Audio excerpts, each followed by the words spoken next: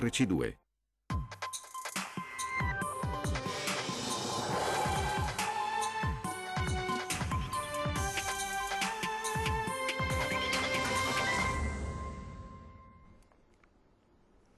Buon pomeriggio e buona Pasqua, ben ritrovati con l'edizione straordinaria dei nostri telegiornali in questa anomala domenica di Pasqua. Riprendiamo quindi questa lunga diretta dedicata a tutti gli aggiornamenti sull'andamento dell'epidemia di coronavirus e su questa giornata che i cittadini stanno vivendo in maniera sicuramente molto particolare e molto diversa dal passato. In primo piano l'aggiornamento sui dati relativi all'andamento dell'epidemia nel nostro territorio. Il bollettino è ancora quello di questa mattina, siamo in attesa di quello pomeridiano che dovrebbe arrivare tra circa una mezz'ora. Allora, per quanto riguarda i dati relativi al contagio, dobbiamo registrare 4 nuovi decessi nella notte tra l'azienda ospedaliera di Borgo Roma a Verona, dove hanno perso la vita 3 persone, uno all'ospedale di Oderzo. Salgono anche i casi di cittadini positivi, siamo a 10.729 quelli attualmente positivi, più 16 rispetto a ieri sera, mentre sono 2.492 i negativizzati virologici, quindi le persone che risultano di fatto guarite. In isolamento domiciliare ci sono 18.356 persone, quindi 245 in più rispetto a ieri sera, mentre questo è il dato positivo, è quello per il quale appunto prosegue il trend di discesa dei ricoverati. Nella nostra regione sono 1.428 in area non critica, 17 in meno rispetto a ieri sera e 249, 2 in meno in terapia intensiva. Il numero dei pazienti dimessi sale a 1641 più 90, quindi anche questo è un dato positivo, visto che già da qualche giorno insomma, il numero dei dimessi supera quello dei ricoverati. La situazione comunque è una situazione che non deve indurci a mollare la guardia. Questo è l'appello insomma, che abbiamo sentito anche nella prima parte della nostra diretta provenire da tutte le autorità, a partire dal governatore del Veneto Luca Zaia, ma anche da tutti i sindaci, dai prefetti, proprio perché il rischio è che mollare in questo momento potrebbe far perdere quei risultati che si sono fino ad ora ottenuti con tanto sforzo. Allora, vedo che abbiamo già in collegamento dalla spiaggia di Jesolo il nostro collega Filippo Fois. Abbiamo parlato quest'oggi di questa attenzione molto particolare che c'è stata da parte delle forze dell'ordine dopo la direttiva del Viminale su tutte quelle che sono le principali località di villeggiatura della nostra regione, proprio perché vista anche complice anche la bella giornata di sole, il timore era che molti uscissero comunque di casa oggi e ancor più domani, giornata di Pasquetta, per le tradizionali gite fuori porta, scampagnate, passeggiate. Il sole sicuramente invoglia tutti a star fuori. Dalle immagini però che vediamo con Filippo pare insomma che almeno in questo momento la spiaggia sia assolutamente deserta. Filippo, a te la linea. Buon pomeriggio, ben ritrovati. Buongiorno Marta, buon pomeriggio, ben ritrovati. Dunque, non solo è deserta la spiaggia, ma è deserta anche Jesolo. Le strade sono deserte, non solo quelle di Jesolo, ma anche quelle che conducono a Jesolo. Devo dire che noi in queste settimane ne abbiamo viste un po' di tutti i colori, vi abbiamo raccontato le città svuotate per l'effetto delle limitazioni agli spostamenti personali, ma raramente ci è capitato di non incontrare neanche una persona come è successo oggi a Jesolo, per cui devo dire da questo punto di vista la temuta invasione, se di invasioni sarebbe potuto parlare, di persone che dopo tutte queste settimane di quarantena volevano uscire in occasione di Pasqua e Pasquetta, perlomeno per quello che noi abbiamo visto a Jesolo non solo non c'è stata, ma secondo me c'era anche meno gente rispetto agli altri giorni. Tra l'altro noi siamo qui con un ospite che è Alberto Maschio, presidente dell'AIA, l'associazione jesolana albergatori, nonché presidente anche dell'associazione che riunisce un po' tutte tutte le spiagge del Veneto. Buongiorno, benvenuto. Buongiorno a voi. Dunque, intanto commentiamo questo fatto. Si temeva che ci fossero persone che venivano qui per passare la Pasqua, invece non abbiamo più visto nessuno. Ma direi per fortuna a questo punto, visto che siamo ancora sotto restrizioni, direi che è un buon segnale il fatto che le abbiano rispettate. Vuol dire che nei giorni scorsi si era visto qualche movimento in più forse, e questo preoccupava indubbiamente, ma i messaggi che sono arrivati dei blocchi che ci sarebbero stati per Pasqua e Pasquetta, devo dire, forse sono arrivati al mittente, al destinatario, e quindi ben venga. Naturalmente qui gli occhi sono puntati, soprattutto per voi addetti ai lavori, su quello che sarà la ripresa di un'attività che in questo momento è ovviamente completamente azzerata. Innanzitutto non c'è una data precisa. No, in questo momento non abbiamo una proiezione, non abbiamo una data. Ci auguriamo che dopo Pasqua si possa avere una leggera luce in fondo al tunnel sulla quale basare una programmazione, soprattutto una programmazione di un'apertura delle strutture, che tra l'altro dovrà essere chiaramente vincolata a delle norme igienico-sanitarie che sicuramente sono e saranno diverse da quelle che conoscevamo prima di questo problema, quindi siamo in attesa. Avete avuto qualche indicazione? Si parla di luglio o addirittura di agosto? Non avete avuto per ora? In questo momento, diciamo, si fanno un po' le previsioni del meteo, no? La si butta lì. In questo momento è evidente che prima di fine maggio è difficile auspicare a un minimo di ripartenza. Sicuramente gli alberghi saranno se non fra gli ultimi, ma sicuramente non fra i primi a poter riaprire, perché per il contesto in cui si trovano a dover operare non sarà facile garantire le restrizioni e le norme che ci imporranno a livello sanitario. Sai, che cosa vi aspettate una volta che riaprirete, che finalmente si potrà dire iniziata questa stagione? C'è anche il pericolo che magari non venga nessuno perché ha ancora paura del contagio, o comunque le difficoltà economiche che attraversano molte famiglie in questo periodo. Ma è sicuramente vero questo rischio, e il fatto che le famiglie e i nostri ospiti abituali abbiano dei problemi è evidente. È evidente che il nostro mercato principale, che è il mercato straniero, avrà delle restrizioni anch'esso, e che quindi probabilmente non potrà arrivare nelle nostre spiagge. Parliamo di Austria e Germania. Assolutamente, Austria, Germania e Svizzera sono i nostri mercati principali. Il mercato estero per Jesolo in particolare vale il 60% dei flussi. Chiaramente punteremo come tutti sul mercato interno, quindi il mercato italiano. Sicuramente avranno anch'essi dei problemi, ma auspichiamo che la voglia di evadere e di dimenticare presto questo brutto periodo sia tale da spingerli a tornare verso le spiagge, a fare se non le vacanze che speravano, ma sicuramente qualche giorno di serenità e di relax. In questo momento il comparto è in ginocchio. Ma questo momento è paralizzato, è in ginocchio. Chiaramente come tutta la media impresa italiana ha problemi di liquidità, problemi di programmazione, soprattutto in questo momento, perché noi stiamo entrando giorno dopo giorno sempre più nel problema. È chiaro che è partito con le città d'arte, con chi era già aperto, con le attività annuali, questa problematica. Noi ci stiamo arrivando adesso giorno dopo giorno, perché in questo momento le aziende sarebbero state aperte, con Pasqua si dava un po' il via alla stagione, ma in questo momento è tutto fermo, è tutto bloccato. Forse probabilmente una stima molto difficile da fare, ma quante sono le persone che sono impegnate nel settore del turismo balneare in Veneto? Ma guardi, io lo dico, solo nel comparto alberghiero a Jesolo parliamo di 6.000 addetti circa. Lo moltiplichi per le varie località della regione e abbiamo fatto un po' di numeri, parliamo di decine di migliaia di lavoratori. Dei diretti, per esempio, per l'albergo, senza contare l'indotto? Allora, solo nel comparto alberghiero sì, se allarghiamo l'indotto parliamo di qualche centinaio di migliaia di addetti lavori che orbitano intorno al lavoro del turismo. Che in questo momento sono in cassa integrazione? No, in questo momento alcuni sono in cassa integrazione, altri sono in attesa, tutti gli stagionali. Guardate, il turismo stagionale in Italia vale il 60% dei flussi turistici italiani, quindi stiamo parlando della maggioranza. Molti di questi in questo momento, ed è una nostra grande preoccupazione, perché alcuni di questi sono dei nostri familiari in qualche modo aggiunti, in questo momento sono fermi, non sono assunti, quindi non hanno cassa integrazione, non hanno prospettive, sono come noi molto molto preoccupati. Sono davvero un bruttissimo quadro, naturalmente, quello che stiamo tracciando. D'altro canto si sapeva delle difficoltà enormi, di una situazione che mai c'era capitata e mai ci saremmo aspettati di vivere, che tra l'altro stride con la bellissima giornata che abbiamo incontrato oggi e con la bellezza anche dello scenario che c'è alle nostre spalle, che purtroppo però ancora passerà parecchio tempo prima che possa essere visitato.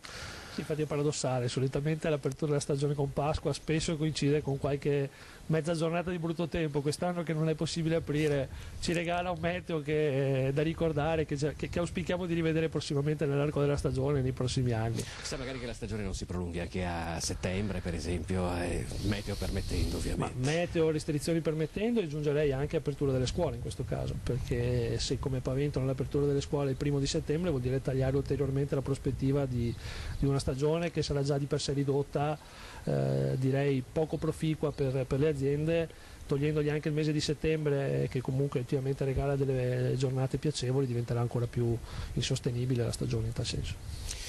Marta, se non ci sono altre domande noi ti restituiremo la linea. No, volevo chiedere una cosa, Filippo, per quanto riguarda i preparativi della spiaggia, perché nei giorni scorsi insomma più volte è giunto dagli operatori l'appello molto forte a chiedere almeno agli operatori, a chi ha le concessioni degli stabilimenti balneari, di poter accedere alle spiagge per cominciare i lavori, perché se come tutti speriamo insomma più avanti sarà possibile tornare a frequentare le spiagge con tutte le misure di cautela del caso, bisognerà essere pronti. Lo sappiamo, insomma, solitamente gli altri anni all'epoca di Pasqua la spiaggia era già pronta, gli ombrelloni per la maggior parte degli stabilimenti erano giù, i chioschi aprivano, e sono lavori insomma che richiedono parecchie settimane se non mesi, soprattutto in arenili così estesi come sono quelli della costa veneziana. Quindi qual è la richiesta e quali sono i tempi? La spiaggia non è ancora pronta, e abbiamo anche raccolto in questi giorni la protesta di diversi operatori che non possono recarsi in spiaggia per iniziare a prepararla per la stagione. I tempi quali sono, per quello che vi è dato sapere? Ma so che è argomento sul tavolo anche questo. Il problema in questo momento mi pare essere che alcune località procedono in una direzione, altre sono ferme in un'altra, e manca una direzione, un coordinamento regionale quantomeno, perché nazionale sarebbe un problema, in quanto non tutte le spiagge, non tutta la costa ha le stesse peculiarità, le stesse caratteristiche. È evidente che dal momento in cui pensiamo di aprire la spiaggia è necessario un tempo per prepararla, per spianare la sabbia. In questo momento l'unica facoltà è quella, almeno per quanto riguarda Jesolo, già per esempio i lidi di Sottomarina, di Chioggia hanno già un'altra realtà. Per quanto riguarda Jesolo in questo momento è consentito solo lo spostamento della spiaggia, della duna che vedete alle nostre spalle, per l'operazione di ripascimento della zona Pineta, che è stata colpita a novembre da quelle mareggiate, ma per ora l'allestimento della spiaggia è ancora sospeso, non ha una data anch'esso Infatti le ricordava quello che era successo a novembre, per cui siamo veramente in un periodo molto sfortunato. Ma invece a Chioggia e a Sottomarina com'è la situazione? Ma se non sbaglio lì è stata fatta un'ordinanza che permette agli operatori di iniziare a manutentare la spiaggia stessa, qua da noi per il momento è consentito solo la manutenzione del verde e poco più. Per ora di allestimento della spiaggia non se ne parla ancora. La richiesta è quello che insomma ci sia un provvedimento analogo a quello di Chioggia per Sottomarina. Ma direi di sì, anche perché diversamente diventerebbe una possibile, passatemi il termine, concorrenza sleale fra le località turistiche che convivono nella stessa regione, ma che ognuna per conto proprio rischia di dover andare avanti in base a quello che il proprio comune, la propria amministrazione delibera in accordo con regioni o meno. Insomma, un po' di coordinamento non guasterebbe. Bene, ecco, Marta, Filippo, allora, un'altra domanda, per quanto riguarda volevo approfittare della cortesia del tuo ospite, per quanto riguarda gli altri arenili, perché naturalmente ci stanno seguendo da tutto il Veneto, sono moltissimi, abbiamo visto finché parlavate le immagini che scorrevano di condomini, delle seconde case che sono tutte chiuse, quindi sicuramente sono moltissime le persone che ci stanno seguendo, che magari appunto hanno la seconda casa chiusa, e piange il cuore naturalmente a vedere queste immagini. Per quanto riguarda la parte diciamo più a est delle altre spiagge, penso a Caorle, penso a Bibione, che sono state anche quelle duramente colpite dalla mareggiata e dal maltempo violentissimo di novembre, così come abbiamo testimoniato con i nostri telegiornali appunto dell'autunno. Lì la situazione com'è? Abbiamo parlato appunto di Chioggia Sottomarina, di Jesolo. Queste altre località come stanno? Sì, com'è la situazione invece? Abbiamo parlato di Jesolo, abbiamo parlato di Chioggia, di Sottomarina, invece andando più a est, quindi Caorle, Bibbione, che sono località che erano state pesantemente colpite dal maltempo di novembre. La situazione è piuttosto analoga. Quel che si è potuto fare inizialmente, subito dopo quelle mareggiate, per risistemare l'arenile, chiaramente è stato fatto. Molto ancora c'è da fare, soprattutto in proiezione di una possibile apertura, perché indubbiamente un conto è sistemare l'arenile per togliere quel che è stato il problema, un conto è prepararlo in funzione di una stagione. Sono due entità di lavori completamente diverse, sono anch'essi in attesa di prospettive future, di date certe sulle quali, ripeto, programmare l'apertura. Mi diceva che comunque la stagione è considerata persa, è scaramantica come previsioni, oppure proprio c'è poco da fare oramai? Noi continuiamo a ragionare su vari scenari. Quello che continuiamo a ribadire ai nostri soci è quello di prepararsi al peggio augurandosi il meglio, e nel mezzo ci sono una serie di scenari che ci devono vedere pronti a dare risposte immediate. È chiaro che una stagione che già di per sé, insomma, non lascia spazio a grandi marginalità ormai la piccola e media impresa, nel vedersi ridurre ulteriormente, nel vedere messa in difficoltà la durata, che già era ristretta, della stagione stessa, sicuramente non fa ben sperare. Le prospettive delle attività sono quelle di chiudere sicuramente con una perdita. È da capire di che entità stiamo parlando in questo momento. C'è chi non ce la farà? Mi auguro che ce la faranno tutti. Bene, allora con questo augurio noi dal lungomare Cristian De Sica, se non ne siamo lungomare Cristian De Sica, vi restituiremo la linea. Vedete che è bellissima Jesolo in questa giornata di Pasqua, insomma speriamo che torni anche presto a popolarsi di turisti. Ecco Filippo, sei tra i pochi che hanno potuto godere di questo spettacolo dal vivo oggi, a giudicare insomma dalle immagini che ci avete un poco di aver avuto questo privilegio di godere di questa giornata. Grazie, allora grazie a Filippo Fois, grazie a Sandro Ponchio e al vostro ospite naturalmente per questo collegamento. Buon rientro e buon lavoro. Allora noi continuiamo questa edizione straordinaria del nostro telegiornale ritornando alla conferenza stampa di Zaia di oggi, una conferenza importante, è il giorno di Pasqua e c'è moltissima attesa nella nostra regione per quella che sarà la nuova ordinanza che entrerà in vigore a partire da dopo il 13, visto insomma che quella precedente si conclude con il giorno di Pasquetta. Il governatore Zaia non ha voluto fornire grandi anticipazioni, se non ribadire il concetto che per quanto riguarda le aperture non è competenza della regione. Sentiamo quindi un estratto con i passaggi più significativi della conferenza stampa di quest'oggi. Tamponi 200.000, ormai siamo a 200.000 tamponi. Vi devo dire che ho incontrato il professor Crisanti, la macchina funziona, mi ha messaggiato anche ieri sera, quindi siamo a pieno regime, quindi adesso si spingerà molto di più. 18.000 persone, 18.356 persone sono in isolamento, delle quali 14.077 sono positive. Vi ripeto che il dato dei positivi è un falso indicatore, perché qualcuno dice ma aumentano i positivi, non è un indicatore perché sono i tamponi che abbiamo in magazzino e sono tamponi che facciamo. Chi non ha positivi vuol dire che non fa tamponi. Peraltro voglio anche ricordarvi, e immagino che l'assessore Lanzarini avrà i dati per martedì, avremo finito tutti i tamponi tra gli operatori e anche le case di riposo, sì.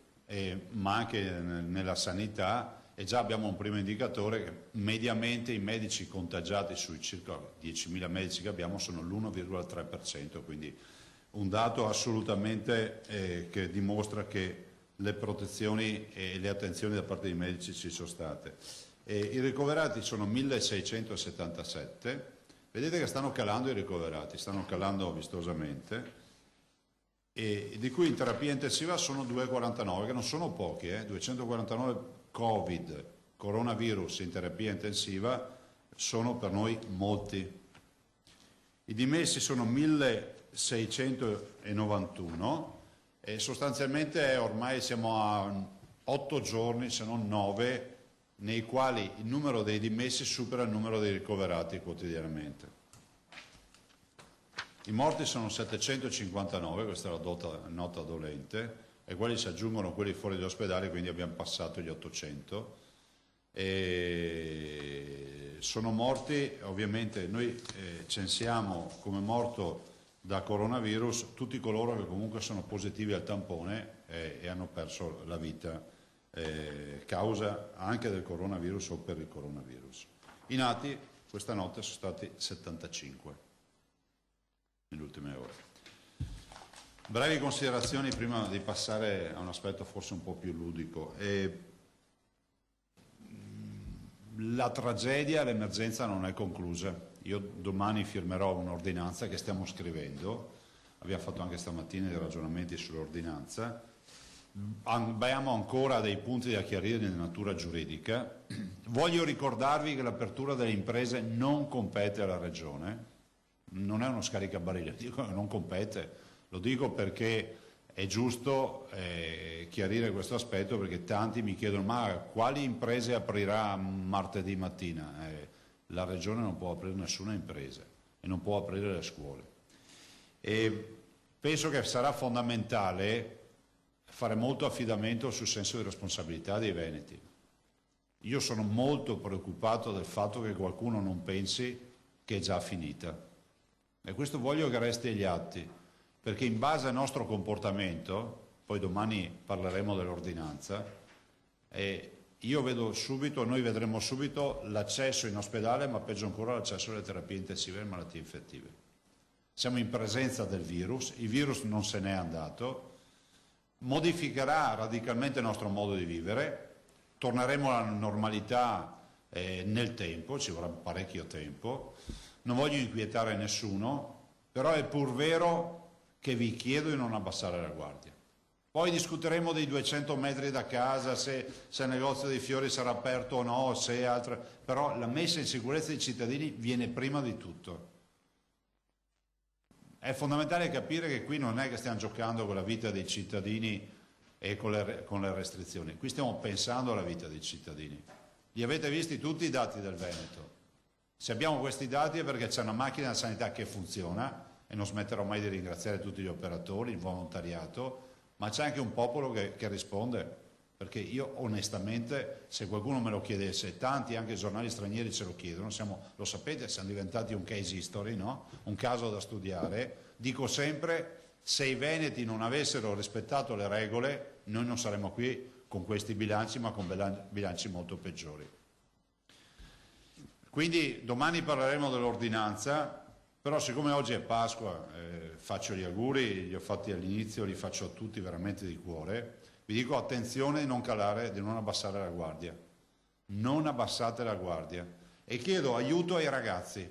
I ragazzi sono la vera forza di questa emergenza, a loro chiedo di continuare questa battaglia, magari non gli chiederemo più di farla chiusi nella cameretta o sul terrazzino di casa, però che siano loro i nostri portabandiera della lotta contro il coronavirus. Questo lo possono fare solo i ragazzi, perché sono in rete, perché comunicano in maniera digitale, perché comunque sono nelle nostre case, nelle nostre comunità e possono essere endemici, più del virus se vogliono. I ragazzi hanno dimostrato 1000 volte che riescono a organizzare e riempire le piazze del mondo, lo devono fare per il coronavirus. Indignatevi se qualcuno non rispetta le regole, questo lo dico ai ragazzi, che sono svegli, intelligenti e che molto spesso vengono bistrattati, no? Vengono sempre ritenuti qualcosa che diventerà cittadino. No, loro sono dei cittadini, l'hanno dimostrato in questa tragedia, perché con le restrizioni che abbiamo pensato in questo mese è venuto fuori che i ragazzi sono stati i veri eroi. Per carità, tutti noi cittadini abbiamo sofferto nel stare a casa e nel non poter più avere frequentazione e quant'altro, però i giovani hanno fatto molto di più. Detto questo, prima di passare alle domande, vi dico ancora 2 o 3 cose. Intanto i bimbi, oggi è la giornata dei bimbi, ci mandano un sacco di materiale, quindi io voglio, oggi ci sono due fratellini che si chiamano Vittoria e Mario, pensate, si chiamano, me l'ho messo nella cassetta della posta, me la sono trovata questa, dalla Pasqua fra l'altro di cognome, e guarda, ha fatto il disegno, e quindi ringraziamo, e tutti i bimbi esprimono solidarietà per i medici, per il lavoro che si fa, cioè è veramente una cosa straordinaria. Salutiamo anche Aurora, un'altra bambina, e il fratellino Pietro, e Aurora purtroppo è una bambina non fortunata che ci guarda tutti i giorni, e quindi ci tenevo a salutarla, ci ha scritto la mamma. Ecco, Edoardo di Treviso che ci manda un altro disegno.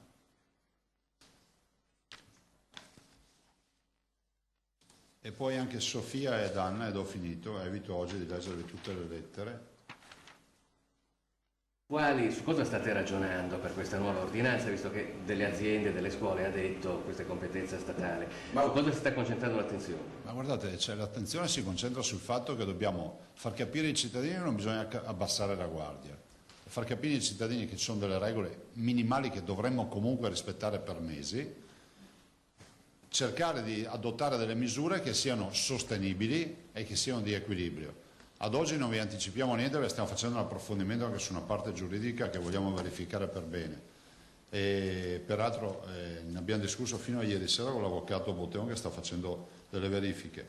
Ma di certo il tema è quello di non abbassare la guardia. Dopodiché tutto quello che si può concedere lo si concede, però con senso di responsabilità. Non vorrei mai che qualcuno pensasse che la partita è finita. Proposte dal Veneto al governo? Ma guardate, noi proposte, cioè diciamo che siamo sempre disponibili ad attivare sperimentazioni, ma vorrei ricordare che l'abbiamo chiesto come presidenti, cioè nel documento ufficiale presentato dal presidente Bonaccini noi abbiamo presentato una breve lista di attività che è da adottare, una delle quali è quella di poter coinvolgere le regioni. Io penso che dovremmo ragionare moltissimo sulla messa in sicurezza dei lavoratori e pensare che con un attenzione che ieri è venuto fuori, forse qualcuno non so, si è accorto che esistiamo, ma Zai ha detto che non esiste il lockdown. Sì, non esiste lockdown. Lockdown vuol dire chiusura totale. Non esiste più da giorni la chiusura totale, ma direi forse anche da settimane. Nel momento in cui tu introduci dei codici e quindi delle aperture per alcune aziende è finito il lockdown, punto. E certo è che dobbiamo fare in modo che i lavoratori siano assolutamente protetti, ma io non ho trovato imprenditori che non siano disponibili a questo, quindi varrebbe la pena forse di approfondire questo tema dei protocolli per aprire le aziende. Come lo vede il 14 aprile? Come se lo immagina? Guardate, io spero che non sia di affollamento, perché l'affollamento aumenta il contagio e quindi aumenta la diffusione del virus. Spero che coloro che hanno avuto e avranno la possibilità di uscire di casa si rendano conto che hanno la responsabilità della loro salute ma anche di quella degli altri, quindi i dispositivi di protezione sono fondamentali. E so e continuo a dirlo, ma vedo che siamo inascoltati, che bisogna creare un meccanismo virtuoso per il quale ci siano imprenditori che riescano a importare container di mascherine, che ci sono, e riescano a distribuirle alla popolazione. E noi ci siamo dati da fare col Fai da Te, abbiamo distribuito 8 milioni e mezzo di mascherine gratuitamente, grazie alla protezione civile, agli alpini, a tutti i volontari che ci hanno dato una mano. Siamo pronti a distribuirne ancora, però molti cittadini andrebbero volentieri in farmacia a comprarsi un paio di mascherine piuttosto che al supermercato o quant'altro, ma la difficoltà è sdoganarle.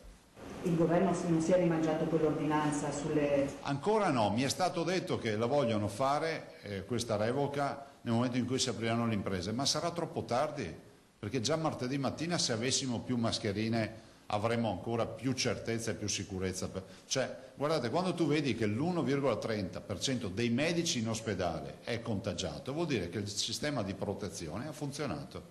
È semplice, no? E siamo sul 3, mi sembra il 60 nelle malattie infettive, che vuol dire proprio il Vietnam del virus, dove abbiamo avuto gente veramente al fronte. Quindi questo vuol dire che il dispositivo non è inutile, come qualche scienziato diceva che non lo devono portare solo i sintomatici. lo dovremmo portare tutti, abituarci a portarlo, a meno che uno non si faccia una passeggiata in campagna per i cavoli suoi, ma insomma nei negozi avete visto che noi già abbiamo prescritto nel trasporto pubblico locale, quindi è fondamentale il dispositivo. Lei pensa di fare un'ordinanza che fermi l'apertura delle librerie come ha fatto la Lombardia? Secondo lei ha un senso? Guardi, non la stiamo valutando in questo momento. Pensiamo, a parte il fatto che nel momento in cui si vanno a chiudere, giustamente sono argomentati, i dati epidemiologici della Lombardia sono diversi dai nostri, per cui non è corretto paragonarlo. Lo dico per me, non per Basso. È uno dei temi che abbiamo visto, però si capisce insomma che c'è un grande spartiacque tra aprire o non aprire su tutto, no? Di mezzo secondo me c'è il tema dei dispositivi per i cittadini e la messa in sicurezza. Pensate ai trasporti, no? I trasporti, i lavoratori, le masse di lavoratori che devono andare a lavorare, devono essere messe in sicurezza i trasporti. Noi già abbiamo fatto questa azione preventiva dell'obbligo della mascherina e dei guanti, però bisogna anche trovare materiale, ad esempio guanti non se ne trovano più. Per quello che riguarda i trasporti proprio dei lavoratori che dovranno recarsi al posto di lavoro a partire da martedì, la Regione può fare qualcosa, dare anche delle indicazioni alle aziende? Ma guardate, noi abbiamo già visto sui TPL, io ho già fatto un'ordinanza che rinnoverò, questa ve lo confermo, che nel TPL, cioè nel trasporto pubblico locale, qualsiasi tipo di trasporto pubblico locale, da quello acqueo a quello su gomma, c'è l'obbligo della mascherina e dei guanti. Questo è fondamentale per noi. Sono ambienti troppo confinati i mezzi di trasporto e quindi la diffusione del virus diventa facile perché si crea un aerosol di vapore acqueo, no? Quando sarà possibile per i cittadini, non solo per le categorie indicate, fare il test sierologico o l'anticorpale? La seconda domanda, quando potrà ripartire il settore edile? Terza, come sta andando con i farmaci sperimentali? Allora, i farmaci sperimentali stanno andando bene, siamo in attesa della fornitura da parte di Fuji di Avigan e spero che arrivi velocemente perché noi siamo, come si può dire, ansiosi di poterlo sperimentare anche questo farmaco. Forse sono in piedi 6 o 7 sperimentazioni prima di Avigan. Funziona il farmaco per l'artrite reumatoide, funziona l'antimalarico.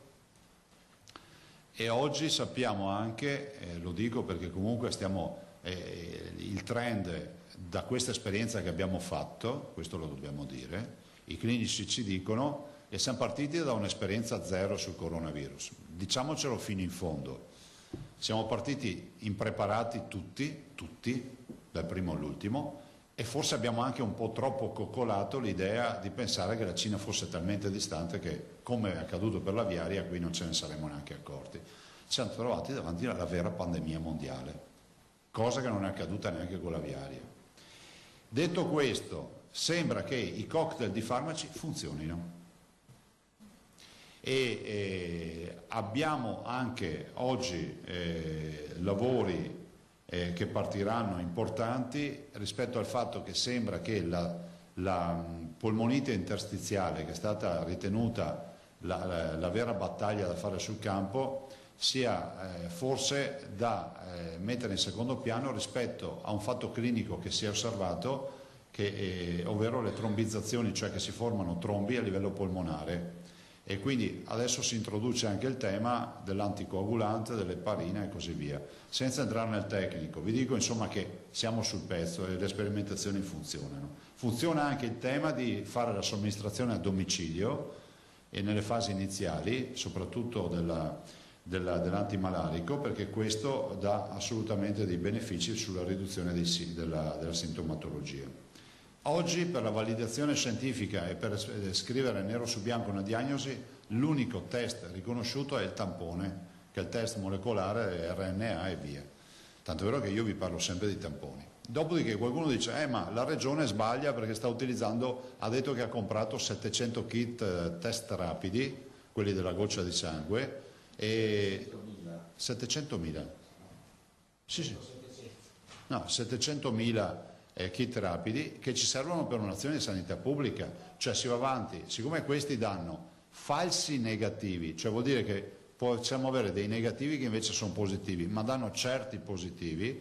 Cos'è che si fa? Si fa il test rapido a tappeto, i positivi che becchiamo li validiamo col tampone e quindi abbiamo già una prima certezza di aver ridotto l'ambito di azione. Per quanto riguarda invece quello che effettivamente deve essere chiamato sierologico, cioè il prelievo del sangue con la ricerca della risposta anticorpale e gli anticorpi neutralizzanti, e il professor Lippi e il professor Plebani di Verona e Padova stanno lavorando, hanno già iniziato con i prelievi da una settimana e vedremo cosa ne viene fuori. E, insomma, la squadra è performante, il professor Crisanti sta lavorando anche lui su molti fronti, direi che noi siamo soddisfatti della squadra veneta, insomma.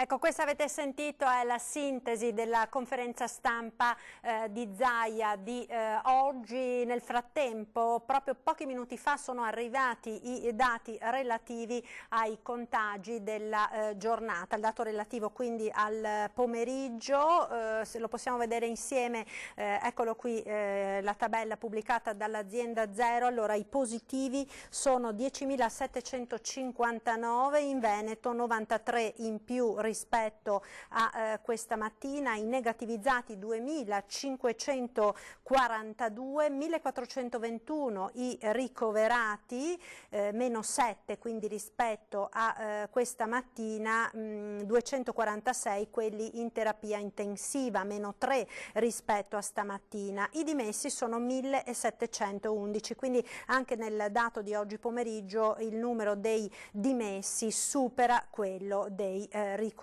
Rimane però purtroppo pesante il numero delle persone che hanno perso la vita. Da questa mattina alle 5 di oggi pomeriggio sono 10 complessivamente i decessi in Veneto, 1 a Treviso, 1 a Oderzo, 2 a Chioggia, 1 a Jesolo, 2 a Dolo, 1 a Rovigo, 1 a Trecenta, 1 a Villafranca, 1 a Bussolengo, più un'altra persona che è deceduta all'ospedale di comunità di Belluno. Quindi anche questo dato relativo ai deceduti testimonia, proprio come diceva poco fa il governatore, che non possiamo mollare la guardia. Noi ora ci fermiamo per qualche istante di pubblicità, subito dopo torniamo in diretta con l'edizione straordinaria dei nostri TG.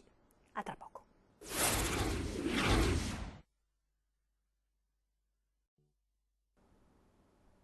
Eccoci nuovamente in diretta con l'edizione straordinaria dei nostri telegiornali. Abbiamo visto nel corso delle lunghe dirette di questi giorni come la musica nei video, piuttosto che la musica suonata dal balcone di casa in questi momenti di isolamento, in queste giornate di isolamento, sia diventata un momento importante di coesione, di conforto, di speranza. Volevo quindi farvi vedere ora il video che ci è stato inviato da un violinista di Treviso, solista alla Scala. Si chiama Andrea Pecolo e assieme alla moglie, anche la violinista alla Scala, Maddalena Calderoni, ha suonato dal balcone della propria abitazione a Milano. Sentiamo. Fallo partire. Ecco.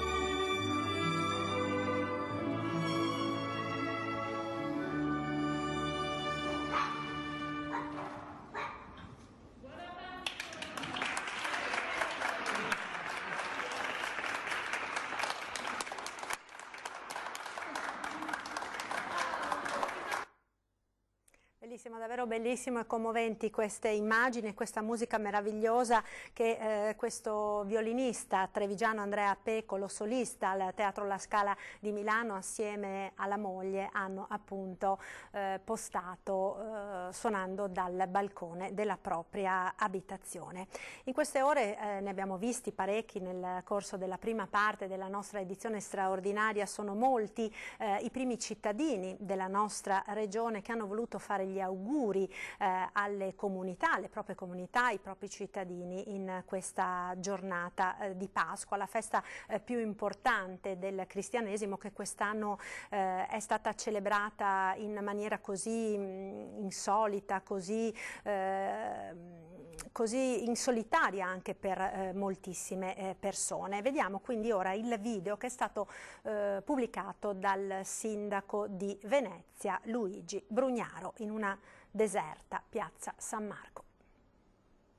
Buona Pasqua a tutti i veneziani, buona Pasqua alle persone che soffrono, alle persone che stanno soffrendo in questo periodo, buona Pasqua anche a tutti quelli però che ce la vogliono fare, a tutti quelli che in maniera eroica e volonterosa stanno facendo solidarietà, stanno assistendo i nostri ammalati negli ospedali, stanno sul pezzo. Venezia ce la farà, sarà dura, sarà molto dura, ci vorranno molti mesi per recuperare questo gap. Io spero proprio, mi auguro che questa Pasqua sia di resurrezione nei cuori, nel coraggio delle persone che devono prendere decisioni in Italia. Le fabbriche vanno riaperte, bisogna ricominciare con tutte le sicurezze possibili, assolutamente, ma bisogna ripartire perché i danni economici saranno veramente gravi. Le famiglie hanno grandi preoccupazioni, per certe persone c'è proprio il groppo in gola, la morte nel cuore. Una Pasqua così non ce la dimenticheremo più. Però pur in tutta questa comprensione, in tutta questa consapevolezza, vi dico ce la faremo sicuramente, questo è sicuro, che ce la facciamo di sicuro, non disuniamoci, restiamo uniti, abbandoniamo l'idea della polemica o del controllo di cosa deve fare un altro, facciamo ognuno il nostro dovere, per quello che è possibile continuiamo a sorridere, proviamo a fare un sorriso ai bambini, un augurio di buona Pasqua agli anziani, alle persone che soffrono, ma a quelli che vogliono farcela, a quelli che vogliono rilanciare un grande in bocca al lupo. Io sarò qua con voi sempre perché questa città sarà testimonianza di quello che proprio noi veneziani siamo capaci di fare. Buona Pasqua di cuore. Ecco, questi gli auguri dunque del sindaco di Venezia Luigi Brugnaro ai suoi concittadini. Vediamo ora quelli del sindaco di Padova Sergio Giordani. Anche lui da più di un mese non vede nessuno. Come tanti bellissimi luoghi della nostra città che purtroppo non si possono più vedere. Pensate che il Palazzo della Ragione ha 800 anni e i nostri antenati ci hanno impiegato solo un anno. È stata un'impresa eccezionale perché quando i padovani vogliono riescono anche in questo. Il nostro palazzo osserva la città da 8 secoli e ha visto tantissime cose e anche tanti momenti difficili. Ha visto la peste, ha visto tante epidemie e tante guerre, dal Medioevo ai grandi conflitti mondiali. Però in tutte queste occasioni ha visto sempre Padova rinascere più forte, cosa che succederà anche stavolta, dopo questo momento difficilissimo. Ecco perché i miei auguri di Pasqua ho deciso di farveli da qua, per ricordare a tutti noi che siamo una grande città, con voglia di futuro, voglia di fare da sempre. Passeremo una Pasqua diversa, un momento difficile per tutti, ma nel quale stiamo mostrando grande responsabilità e determinazione. La nostra si conferma una grande comunità e di questo vi ringrazio tutti. Molti di noi non potranno vedere i propri cari, però è un momento delicato, bisogna proteggerli e tenerlo duro. Ricordiamoci che non c'è azione più nobile di un sacrificio per salvarci tutti assieme. Passate una Pasqua, per quanto possibile serena. Riflettiamo, perché ci attende un tempo di ricostruzione, dove servirà tutto il nostro impegno e dovremo essere uniti come lo siamo stati fino a qui. Però siate prudenti e state in casa. Un grazie da parte di tutta la città per chi anche durante la Pasqua lavora per noi nei servizi e nella sanità. Grazie veramente di cuore da parte di tutta la città. Non c'è motivo di farsi prendere dallo sconforto. Nulla piega la forza di una comunità coesa e quindi questo è il momento di avere una grande speranza. Un grande augurio di buona Pasqua a tutti voi, un abbraccio e vi voglio bene.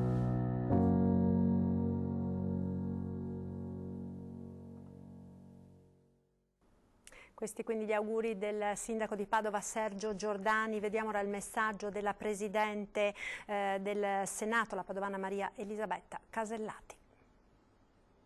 Cari italiani, capisco che è un momento difficile, di grave emergenza per tutti noi, perché ci vede coinvolti negli aspetti personali, relazionali ed economici.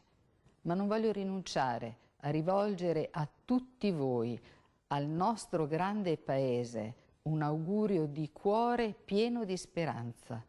Buona Pasqua Italia. Ecco, ora ci colleghiamo via Skype con il sindaco di Ponte di Piave, Paola Roma, presidente tra l'altro della conferenza dei sindaci dell'ULSS 2 della Marca. Buon pomeriggio sindaco, grazie per essere con noi. Buon pomeriggio Marta e tanti auguri di buona Pasqua a voi e a tutti quanti i ragazzi che stanno lavorando e grazie per l'informazione puntuale che date. Grazie, buona Pasqua anche a lei. Allora, intanto abbiamo saputo, insomma, per lei quella di oggi è stata una Pasqua di lavoro, una Pasqua in comune per tutta la giornata. Come si vive questa Pasqua in un paese che comunque come il suo, insomma, è piccolo, è una comunità piccola, questa Pasqua così anomala? Sappiamo che ha avuto dei contatti anche con gli anziani quest'oggi, sempre naturalmente, lo ribadiamo, con tutte le dovute precauzioni e distanze, perché stiamo parlando di persone molto, molto fragili che proprio in questo momento devono essere particolarmente tutelate, ma che si trovano a soffrire ancor più di molti altri la distanza dai propri cari, dalle proprie famiglie, in un momento così importante come quello della Santa Pasqua. Certo, guardi, intanto ringrazierei le forze dell'ordine e le polizia locale e tutti i volontari della protezione civile che ci stanno dando una mano. Un paesino piccolo sì, ma abbiamo anche il fiume Piave e come lo si ricordava in questo fine settimana è stata data la disponibilità in collaborazione con le forze dell'ordine di aumentare i controlli sul territorio e su questo chiaramente stiamo vigilando anche coi cittadini a cui chiediamo che naturalmente mangino all'interno delle loro abitazioni e non nel condominio facciano dei banchetti assieme ad altri, perché il contenimento è per tutti. Quindi è un appello che continuo a fare perché anche domani, che è un'altra giornata in cui chiediamo che rimangano in casa, non avvengano ulteriori situazioni di questo tipo. E quindi il grazie va alle forze dell'ordine che sono impegnate in questa situazione, oltre che a tutti i miei colleghi sindaci, perché tutti quanti insieme la stiamo gestendo insieme questa emergenza. E relativamente alle strutture, prima parlavi Marta appunto dei nostri centri servizi, ma non solo, anche dei centri per disabili, che sono appunto quelli in cui grazie al personale, non solo gli infermieri, gli OS, ma anche chi fa le pulizie, perché diciamoci la verità, tutti quanti compongono quella grande macchina organizzativa, sono i primi che si stanno dando da fare anche per mettere in contatto i familiari con gli ospiti in una modalità alternativa che è quella della videochiamata, dei videoclip. E ringrazio tutti i direttori delle case di riposo anche per tutta la disponibilità che hanno dato. Questo è importante e fondamentale e un ringraziamento va anche a tutto il servizio igiene e sanità pubblica che continuano anche in questa giornata a fare anche loro i tamponi alle persone e si prendono cura anche di dare i dati a noi sindaci. Quindi davvero un grazie a chi è in prima linea. Quindi rispetto a questo credo che la giornata di oggi è un po' anomala per tutti quanti noi, ma è un motivo che serve ai nostri cittadini per ascoltarci e a rimanere a casa, sapendo che stiamo lavorando tutti quanti per la loro sicurezza e per la sicurezza delle loro famiglie. Ecco Sindaco, lei accennava appunto al Piave, ne abbiamo parlato anche nel corso della diretta di questa mattina, lo sappiamo insomma che per i trevigiani la gita, la scampagnata di Pasquetta, soprattutto anche ancor più che Pasqua, sul Piave con le grigliate, insomma è un must di ogni anno. È chiaro che quest'anno la situazione è decisamente diversa, l'attenzione quindi soprattutto per la giornata di domani è è massima. Oggi intanto com'è andata? Che cosa le hanno detto gli agenti della polizia locale? Le segnalazioni più importanti sono quelle appunto nei condomini, dove chiaramente magari si trovano più, e chiediamo di non fare questa cosa. Devono assolutamente rimanere con la loro famiglia e non ampliare a festeggiamenti ad altri. Cioè, sicuramente ci dispiace anche per tutti quegli anziani che sono da soli e gli siamo vicini, a chi sta vivendo da solo la Pasqua, però è un sacrificio che facciamo tutti quanti, e nel rispetto anche di queste persone anziane, dei disabili e quant'altro, dovremmo tutti quanti fare uno sforzo più importante. Quindi cerchiamo anche nella giornata di domani di evitare di creare degli assemblamenti con situazioni magari di condomini dove si ritrovano tutti quanti insieme. E qui faccio appello veramente al buon senso della cittadinanza, che è stato fino adesso, ce l'ha detto anche il Presidente Zaia, cerchiamo di tenere duro, perché ci sono persone che stanno lavorando in prima linea per contenere questa cosa. Quindi davvero faccio appello nuovamente al senso di responsabilità che c'è nei nostri cittadini. Quindi capisco la bella giornata, capisco la volontà di stare insieme, ma facciamolo con le nostre famiglie, rispettando soprattutto i nostri parenti, i nostri familiari e chi ci circonda. Certo, questo è un appello insomma corale che abbiamo sentito quest'oggi da tutte le istituzioni, proprio perché mollare ora significherebbe andare anche a vanificare tutti gli sforzi e i sacrifici che sono stati fatti fino a questo momento, con dei danni che poi pagheremo magari non nell'immediato, ma fra 10-15 giorni si ricominceranno a vedere gli effetti, qualora si dovesse appunto mollare su quello che è l'isolamento di queste direttive. Infatti, rispetto anche a tutto quello che le nostre strutture, i nostri centri di servizi, le case di riposo, le strutture per i disabili, visto che c'è tutto questo piano di tamponi che sta essendo fatto a tutti quanti gli operatori e il personale, già loro sono isolati. Cerchiamo anche noi di rispettare chi comunque sta vivendo questa situazione. Ripeto, un po' con il rispetto di chi sta lavorando in prima linea, davvero. Certo Sindaco. A proposito proprio di questo e di chi sta lavorando in prima linea, ci sono delle novità per quanto riguarda il bando degli infermieri. Lei, l'abbiamo ricordato in apertura, insomma è il presidente anche della conferenza dei sindaci dell'ULSS 2 della Marca Trevigiana, ed appunto è stato indetto questo bando per trovare della forza fresca, insomma possiamo dire, perché ce n'è davvero tantissimo bisogno nelle nostre strutture, di infermieri che vadano a supportare il lavoro enorme, il carico enorme di lavoro che in questi ormai 2 mesi quasi gli infermieri in servizio hanno dovuto sopportare. Certo, questo bando appunto è stato prorogato da parte dell'azienda sanitaria, e i cittadini che vogliono farne istanza, insomma le categorie sono infermieri e operatori sociosanitari, scade il 20 di aprile, quindi è stata fatta una proroga. L'appello di tutti quanti noi, questo bando è sul sito dell'azienda ULSS 2, ma anche tutti i nostri comuni lo stanno proponendo, è un avviso pubblico di manifestazione di interesse per la formazione di elenchi di personale proprio per infermieri e operatori sociosanitari. Ne abbiamo bisogno anche appunto per le nostre strutture residenziali. Ricordo tra le altre cose, Marta, che non ci dimentichiamo neanche della parte dei disabili, anche perché sia per quanto riguarda la salute mentale, la disabilità adulta, le dipendenze, i nostri servizi continuano a telefonare ai nostri ragazzi. Ci sono dei progetti che adesso verranno attraverso la conferenza dei sindaci dell'azienda ULSS 2 verranno proprio ripresi e portati avanti unitamente ai vari servizi, e quindi stiamo lavorando tutti quanti per cercare di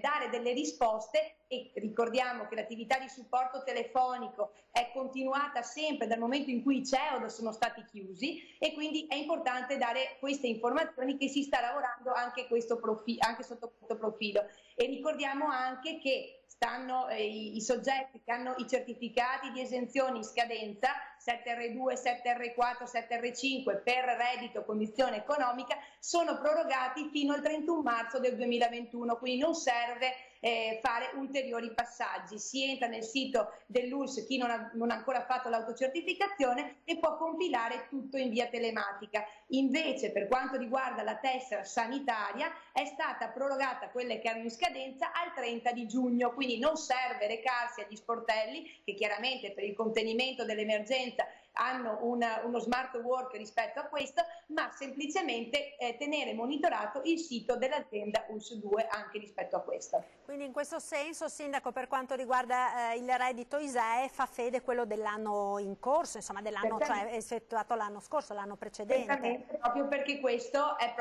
stato prorogato per quanto riguarda proprio i certificati di esenzione per condizione economica, proprio sono stati prorogati di un anno, quindi senza ulteriori passaggi degli utenti rispetto ai sportelli proprio per il contenimento di questo. E anche rispetto ai rientri, ribadiamo anche questa parte dei rientri da parte delle persone che rientrano dall'estero, ricordiamo di mandare nel momento in cui rientrano una mail all'azienda sanitaria coronavirus.sisp@uls2.veneto.it, dove vengono dati il cognome e nome, la data di nascita, il numero di telefono, da quando torna, quindi la data, e da che paese fa ritorno. Poi l'azienda sanitaria invia il certificato di isolamento, chiaramente lo inviano direttamente alla mail che viene data. Anche questa è una notizia molto importante, perché chiaramente poi le persone vengono messe in autoquarantena e c'è tutto il passaggio che aiuta ad agevolare anche l'azienda ULSS rispetto ai tappi. È obbligatorio naturalmente fare questo passaggio.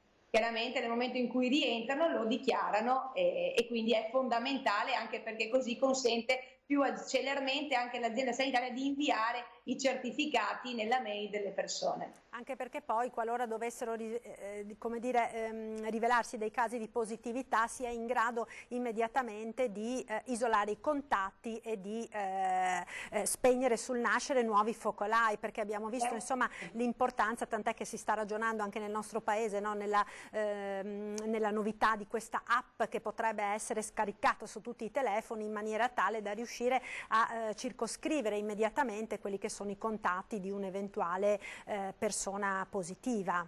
È una sorta di autoquarantena in attesa che arrivi appunto la certificazione da parte dell'azienda sanitaria, e così diamo una mano anche a loro, che chiaramente sono sempre sul pezzo costantemente rispetto a questo. Sì. Ecco, Sindaco, torniamo un attimino indietro alla questione. Lei accennava prima ai disabili, perché anche noi in redazione abbiamo ricevuto parecchie telefonate, mail, molti accorati appelli di famiglie, di mamme, di papà che hanno dei bambini, dei ragazzi con delle disabilità e che si trovano a vivere delle situazioni di grande difficoltà da quando i CEOD sono stati chiusi. Non dimentichiamo insomma che se è difficile rimanere chiusi in casa per i bambini e per i ragazzi che non vanno a scuola, diciamo non dotati, sicuramente moltissimi problemi, molti più problemi ci sono per chi ha delle disabilità, talvolta anche gravi. In questo senso, diciamo, il vostro osservatorio che situazione sta registrando nel territorio dell'ULSS 2? Allora, già questi progetti erano stati previsti dal DL 18 e prevedevano appunto che la Regione autorizzasse delle progettazioni che l'azienda sanitaria ha mandato. Sotto questo profilo vorrei ricordare che fin dal primo giorno tutti gli operatori della salute mentale, disabilità, dipendenze, della comunità educative diurne, dell'assistenza domiciliare sono sempre stati in contatto telefonico con i casi, quindi hanno continuato ad erogare al telefono questo tipo di prestazioni. Qui si tratta di nuove progettualità attraverso le quali la Regione Veneto mette in contatto chiaramente l'azienda sanitaria con gli enti gestori nella programmazione di progetti che rispondano alle esigenze dei ragazzi, chiaramente con peculiarità particolari. E sotto questo profilo, chiaramente dopo aver ricevuto chiaramente l'assenso da parte della Regione di poter procedere, ora l'azienda sanitaria con gli enti gestori organizzerà e farà attivare queste progettualità. Ripeto, però dal primo momento, quando sono stati chiusi i CEOD, tutti i nostri operatori, tutti i responsabili delle varie aree afferenti a tutta la parte del sociale hanno continuato ad erogare il servizio e quindi ad essere vicini alle famiglie. Chiaramente capisci, Marta, che nel rapporto uno ad uno ci vogliono delle precauzioni, delle peculiarità particolari, e quindi questa cosa deve essere necessariamente concertata con gli enti gestori dei servizi e chiaramente grazie alla Regione Veneto che ha approvato questi progetti che l'azienda sanitaria ha presentato e che chiaramente l'ha fatto a nome di tutti quanti i comuni del nostro territorio territorio, tutti quanti i 94 comuni. Ed è per questo che ritorno sul tema dicendo che davvero l'aver fatto squadra insieme con i sindaci ed aver presentato queste progettualità importanti ci ha permesso anche di dare tutte quelle risposte in maniera univoca al nostro territorio. Ricordiamolo, il sociale è una quota importante dei bilanci dei nostri comuni ed è una quota sulla quale tutti quanti noi siamo interessati ad erogare questo tipo di servizio. Ecco Sindaco, un'ultima domanda relativa proprio ai comuni e relativa ai sindaci, per il ruolo che lei riveste. Naturalmente ha molti contatti con gli altri primi cittadini del territorio. Sappiamo che anche gli stessi comuni stanno vivendo un momento di grande difficoltà, perché se molte famiglie si trovano appunto in difficoltà, imprese, artigiane, partite IVA eccetera, o piuttosto che dipendenti anche in cassa integrazione si trovano in grossa difficoltà economica, anche i comuni, se non verranno sbloccati determinati fondi, rischiano veramente di trovarsi in difficoltà nell'erogare anche servizi essenziali. Vi siete confrontati su questo tema anche tra primi cittadini? Certo, ci stiamo confrontando tutti quanti assieme, lo stiamo facendo anche con la provincia e con l'ANCI, perché chiaramente è un team di lavoro tutto quanto assieme, e parte anche da quelle risposte, dalle prime risposte dei buoni spesa, che chiaramente abbiamo chiesto venisse inserito anche il dato dell'affitto o l'eventuale sospensione del mutuo. Sono dati importanti, perché al di là di quella che è il buono spesa, nel quale dai una primissima risposta, tutto il resto chiaramente c'è tutto un panorama che ci permette di vedere la situazione delle famiglie anche attuali, ricordandoci anche le situazioni di famiglie separate, le situazioni peculiari con disabili in casa, cioè abbiamo tutto un tessuto da dover ricostruire insieme, e chiaramente, come abbiamo fatto squadra per tutto il resto, stiamo anche lavorando insieme per cercare poi di individuare la modalità più idonea. Chiaramente, ripeto, quello che ci preme anche di più e che abbiamo voluto per primo anche prendere in considerazione è stata proprio la situazione degli affitti, perché non dimentichiamolo, con un buono spesa non risolviamo tutto un resto di una marginalità, e non dimentichiamoci, tra le altre cose, Marta, la situazione delle famiglie monofamiliari oppure dei single che fino ad oggi non erano mai stati in contatto con le nostre amministrazioni, con i servizi sociali, e adesso chiaramente in questa situazione di isolamento potrebbero esserci delle nuove evidenze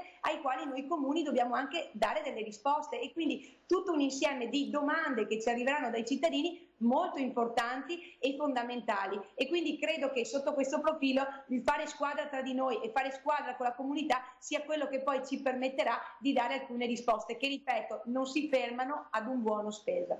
Certo, sicuramente, anche perché naturalmente è chiaro che i sindaci sono in prima linea, no? Sono l'interfaccia dei cittadini e sono quelli che poi maggiormente conoscono il proprio territorio. Allora, Sindaco Paola Roma, grazie per il suo contributo alla nostra diretta, un augurio di buona Pasqua a lei e a tutti i cittadini, e l'appello quindi per tutti relativamente al Piave, mi raccomando, soprattutto domani.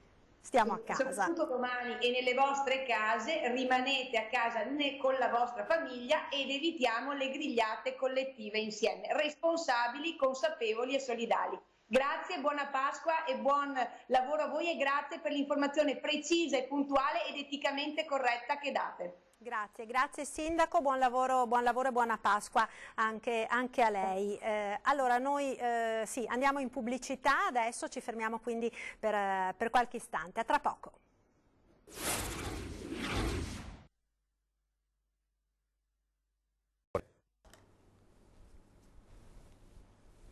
Eccoci nuovamente in studio con l'edizione straordinaria dei nostri telegiornali. Abbiamo parlato proprio poco fa con il Sindaco Paola Roma delle persone che stanno in prima linea, che stanno combattendo nelle corsie degli ospedali contro questo maledetto virus. Vorrei allora farvi vedere questo video che ci è stato inviato da un infermiere veneto che lavora in un ospedale Covid in Lombardia, ed è un messaggio di auguri di buona Pasqua da chi da 2 mesi sta appunto lottando contro il virus. Vediamolo insieme.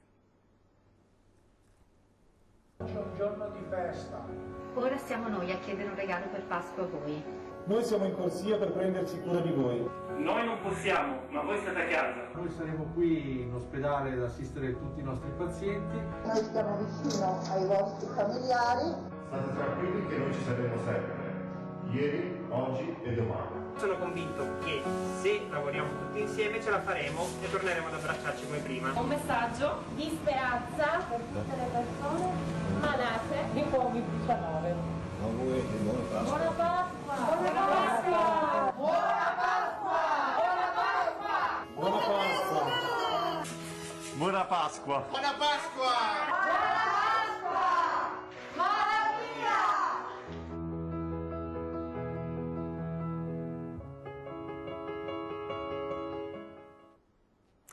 Ecco, allora siamo in attesa di collegarci via Skype con il sindaco di Calalzo, Luca De Carlo, che dovrebbe essere in collegamento, ma evidentemente c'è qualche problema forse di linea, non riusciamo.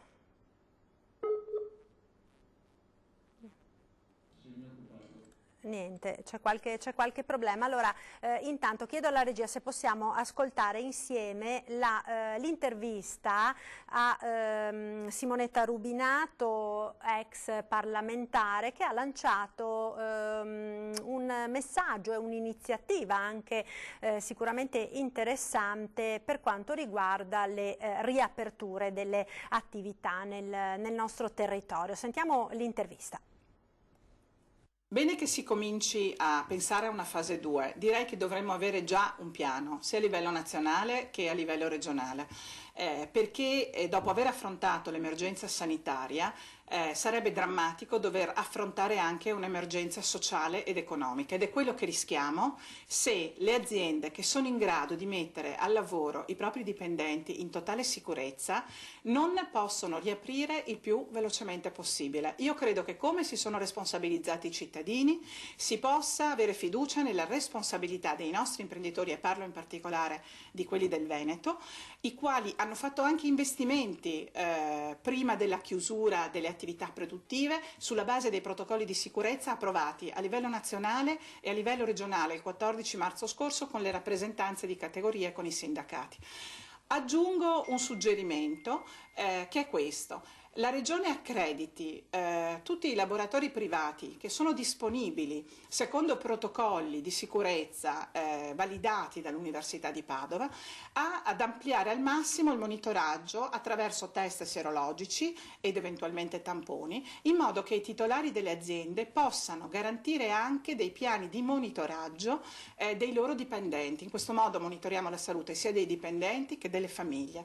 Credo che sono costi inerenti alla sicurezza che i nostri imprenditori ben volentieri sosterrebbero, pur di evitare quello che sarà un tracollo delle nostre aziende e una vastissima disoccupazione se non si affronta subito anche questa fase 2, che è assolutamente indispensabile per garantire anche poi ai veneti e all'Italia un sistema sanitario all'altezza. Dunque, se gli imprenditori fossero in grado di fare dei test privatamente ai loro dipendenti, garantendo così una maggiore sicurezza, potrebbero anche ripartire da subito, secondo lei? Secondo me sì. L'importante è che ci sia un tavolo di coordinamento aperto dalla Regione, un tavolo a cui devono essere presenti gli esperti dell'Università di Padova e non solo, che hanno consigliato finora un'ottima strategia alla Presidenza della Regione del Veneto, visti i risultati e l'efficacia dell'azione del nostro sistema sanitario regionale. Devono esserci i rappresentanti delle categorie, devono esserci esperti di organizzazione del lavoro e devono esserci quelli che controllano la sicurezza nei luoghi di lavoro. Penso per esempio allo Spisal. Ecco, se tutte le competenze tecnico-scientifiche, organizzative, manageriali e di sicurezza dei lavoratori sono d'accordo, si può secondo me assolutamente stilare una programmazione della riapertura delle aziende prima del 3 maggio. Ecco, allora, avete sentito l'intervista a Simonetta Rubinato, siamo ora in grado di collegarci via Skype con Luca De Carlo, sindaco di Calalzo di Cadore. Buon pomeriggio, sindaco, grazie per essere con noi. Non so se lei sia riuscito a sentire l'audio dell'intervista che abbiamo appena mandato in onda, ecco, relativamente appunto alle riaperture, no? C'è anche questa proposta che andrebbe a coinvolgere direttamente gli imprenditori e le imprese stesse. Lei che cosa ne pensa? Beh, io credo che esistano, soprattutto nel tessuto montano, quello che io vivo magari un po' più approfonditamente, esistano realtà come quelle artigianali che non hanno nessun problema ad aprire, perché magari sono nel laboratorio, nella stessa abitazione del titolare, quindi non vedo che problema avrebbe nell'aprire, non uscirebbe nemmeno di casa per aprire. È evidente che oggi il legislatore è mosso da un principio, è quello di tutelare la salute dei cittadini, che è encomiabile, cioè quello deve essere il principio primario. Non c'è nemmeno economia se un domani siamo tutti morti, per dirla in maniera assoluta. Però è altrettanto vero che noi non possiamo permetterci come sistema nazione di rimanere chiusi ancora, e questo lo dobbiamo fare consapevoli che non possiamo giocare sulla pelle dei lavoratori, ma non possiamo nemmeno giocare sulla pelle degli imprenditori, perché oggi stiamo chiedendo agli imprenditori di tenere in piedi questa nazione e stiamo chiedendo agli imprenditori in questo esatto momento di fare grandissimi sacrifici, perché mentre noi, e mi metto tra i sindaci e i deputati che in qualche maniera un introito lo abbiamo fisso, anche se io ho rinunciato come tutto il mio gruppo parlamentare all'emolumento di marzo e anche a quello di aprile, però è altrettanto vero che noi abbiamo uno stipendio e quello rimane. È tanto vero che anche chi è in cassa integrazione oggi subisce e sente fortemente il peso perché gli manca la liquidità, però tra un mese e mezzo al massimo gli arrivano anche gli arretrati della cassa integrazione e comunque un 80%. Quelli a cui oggi non arriva nulla sono imprenditori, commercianti e chi ha una partita IVA che con 600 euro non fa nulla.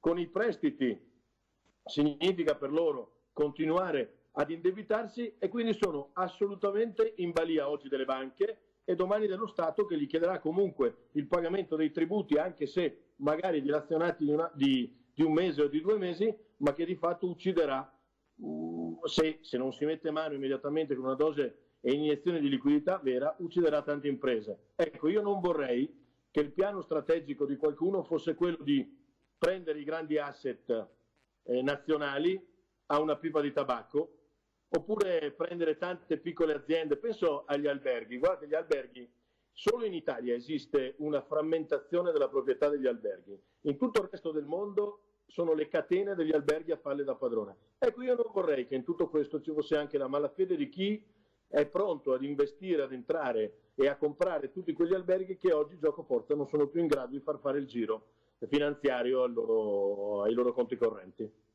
Ecco, quindi sicuramente il rischio è molto elevato. Lei peraltro rappresenta un territorio, comunque quello delle Dolomiti, che è fortemente naturalmente legato all'economia di tipo turistico, ma non solo, perché non dimentichiamo insomma, che alcuni punti di forza, dall'occhialeria ad altri, penso alla ex ACC, insomma, quindi ci sono stati dei gruppi in grossa crisi, in grossa difficoltà, con quindi tutte le ovvie conseguenze per tanti, davvero tanti lavoratori in questo periodo.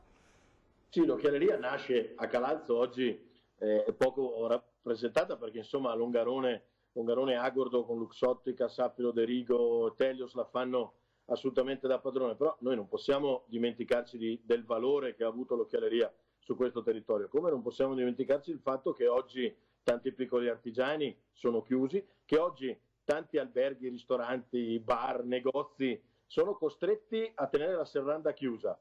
Questo per loro significa non arrivare con liquidità alla fine del mese. Questo è un tema da tenere fortemente in considerazione quando si legifera e quando si fanno DPCM. Ormai questo paese, questa nazione è diventata una nazione a sovranità limitata. Oggi il Parlamento, io ci siedo anche, è veramente a sovranità limitata. Si continua a legiferare a colpi di DPCM e questi risultati sono che non c'è nulla di organico, si naviga a vista e anche noi che poi siamo seduti qui a fare i sindaci, a fare gli amministratori locali, ogni giorno dobbiamo adattare un po' tutti gli uffici alle nuove normative che escono. Ecco, io non sono uno di quelli anarchici, perché anzi io ho un fortissimo senso dello Stato. Potremmo discutere 2 ore se il runner è più pericoloso quello che va a correre nei boschi del Cadore o chi si affolla nei supermercati nel tentativo di comprare qualcosa per Pasqua.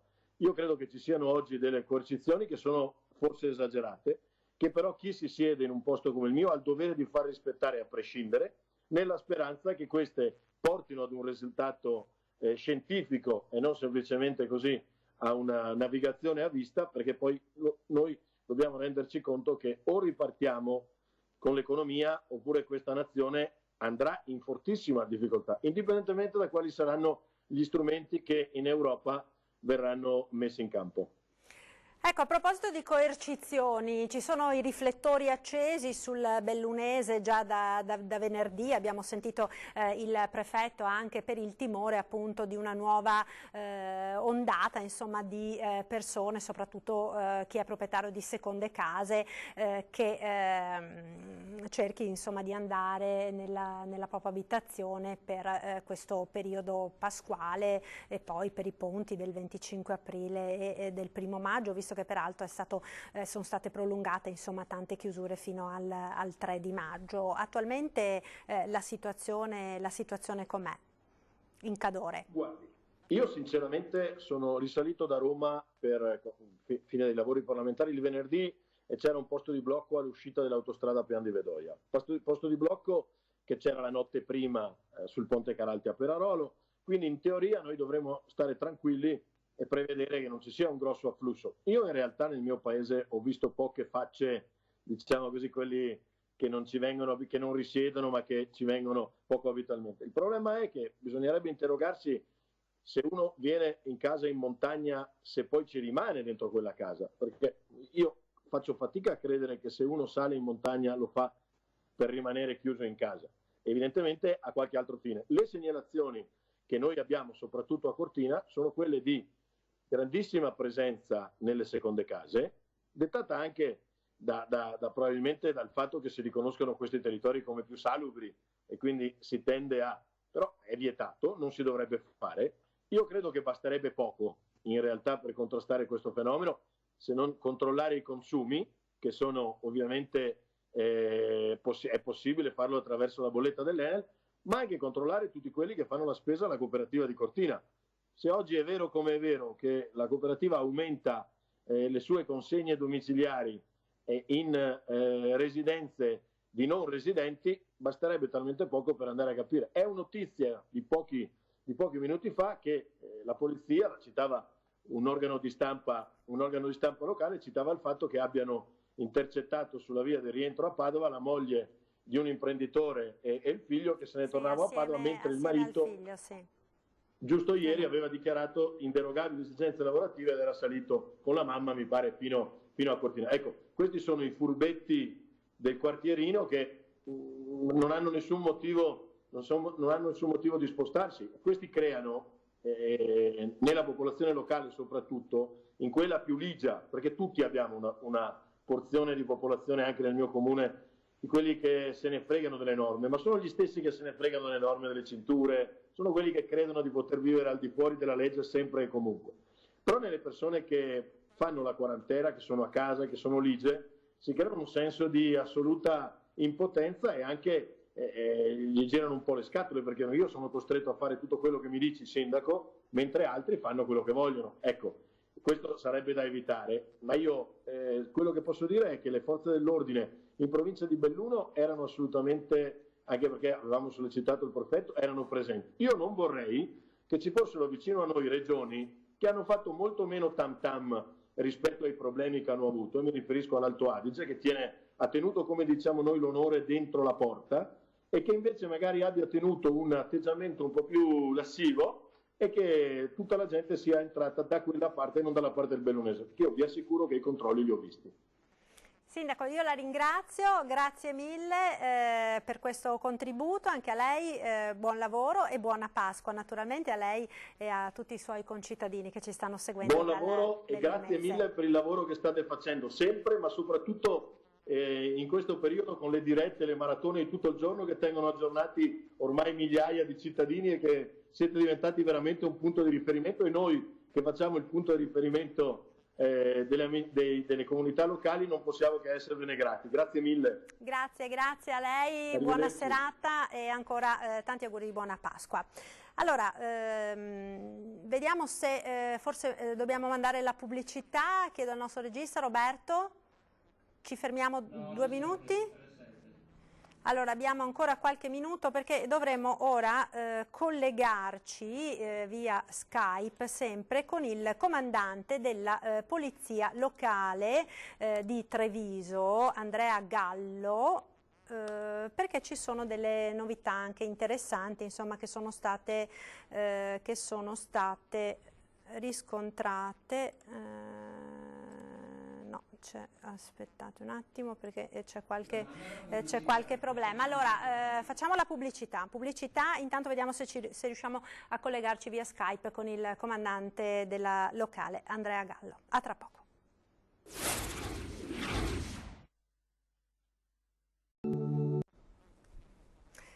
Eccoci nuovamente in diretta con l'edizione straordinaria dei nostri telegiornali. Allora, in attesa di collegarci con il comandante della polizia locale di Treviso, Andrea Gallo, no, eccolo qui, eccolo qua, adesso la vedo, comandante. Vediamo, Roberto, se puoi mandare, aspetti un attimo, mettiamo schermo pieno. Ecco qua. Allora, comandante, buonasera intanto, buonasera, grazie per questo collegamento. Allora, come sta andando? Ormai siamo quasi arrivati alla fine di questa lunga giornata pasquale. Come sono andati i controlli sul territorio? Abbiamo anche delle immagini che ci ha inviato, prese proprio dalle telecamere di videosorveglianza della città di Treviso, che ormai coprono un po' veramente quasi tutto il territorio comunale ed hanno offerto un'immagine davvero inusuale per un giorno di Pasqua a Treviso. Sì, le immagini parlano da sé, nel senso che la città è rimasta praticamente deserta da questa mattina fino al tardo pomeriggio, quindi ci aspettavamo una città deserta, per fortuna così è avvenuto e i controlli sono stati veramente pochi, nel senso che questa mattina sono state controllate circa 27-30 persone, oggi pomeriggio altre 50, quindi siamo nell'ordine di una ottantina di persone e solo 2 sanzioni sono state elevate oggi pomeriggio, in quanto queste 2 persone si erano allontanate oltre i 200 metri dalla propria abitazione. Quindi insomma i trevigiani sono stati ligi, hanno seguito le indicazioni che erano state date, non ci sono state situazioni di particolare, diciamo, disobbedienza, ecco. No, devo dire che ci avevamo raccomandato di rimanere a casa e così è stato. Abbiamo avuto questo pomeriggio un paio di segnalazioni di 2 feste, però le pattuglie che sono intervenute anche in Borghese non hanno trovato nessuna situazione critica o irregolare, quindi erano segnalazioni prive di fondamento. Quindi devo dire che oggi la giornata è andata molto bene sotto l'aspetto dei controlli. Ecco, domani è Pasquetta, quindi un'altra giornata forse ancora più calda, tra virgolette, di quella di oggi per quanto riguarda le gite fuori porta, le aree verdi, piuttosto che i pranzi in compagnia o le grigliate. Sembra insomma che la gente stia rispondendo bene da quello che abbiamo sentito anche nel corso dei nostri collegamenti. Qualcuno che fa il furbetto però c'è sempre. Come vi state preparando a questa giornata? Certo, riconfermeremo i servizi che abbiamo già organizzato oggi, e cioè metteremo in campo 10 pattuglie, circa 20-25 persone. Saranno pattuglie sia in uniforme che in borghese e anche utilizzando la mountain bike. Naturalmente avremo in uso anche i droni. Oggi non abbiamo avuto la necessità di utilizzarli perché effettivamente la città era deserta, anche i parchi e i giardini erano completamente sgombri di persone, però domani siamo pronti fin dal primo mattino a mettere in campo queste 10 pattuglie per vigilare su tutto il territorio comunale. Ecco, comandante, in queste settimane, diciamo, di quarantena dei trevigiani, quali sono state le situazioni, se vuole così fornirci qualche informazione, anche qualche curiosità, situazioni particolari che si sono verificate e che non vi sareste mai aspettati di vedere?